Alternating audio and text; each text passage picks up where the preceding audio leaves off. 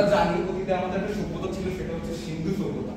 দ্রাবিড়ের মধ্যে আসলে সিন্ধু সভ্যতা থেকে আসে। যখন আসলে সিন্ধু সভ্যতাটা ধ্বংস হয়ে যায়, তখন তারা কি করে, খ্রিস্টপূর্ব 2500 থেকে 1500 সালে তারা পূর্ব এবং দক্ষিণ ভারতে চলে আসে এবং ওইখানে কৃষিকাজ করে এবং সাধারণভাবে তারা আসলে বসবাস স্থাপন করতে থাকে।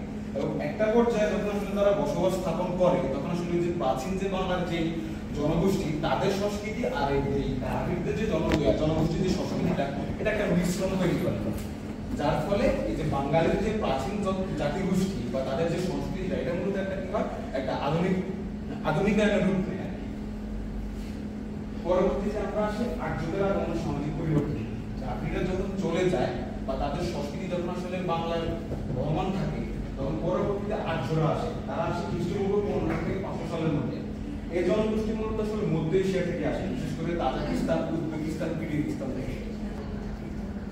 তো বাঙালি জাতি মনে রাখে বলা যায় এটা কোনো একটা সেফ, কোনো একটা স্বতন্ত্র জাতিগোষ্ঠী না, এটা মূলত আসলে বিভিন্ন জাতিগোষ্ঠীর মাধ্যমে তৈরি একটা সংকর জাতিগোষ্ঠী। যার যে জাতিগোষ্ঠীটা যেহেতু সংকর, ঠিক তেমনি এই জাতিগোষ্ঠীর যে ভাষা, যে ধর্মের বৈচিত্র্য, যে সাংস্কৃতিক যে প্রভাব, এটা হচ্ছে একটা সংকর।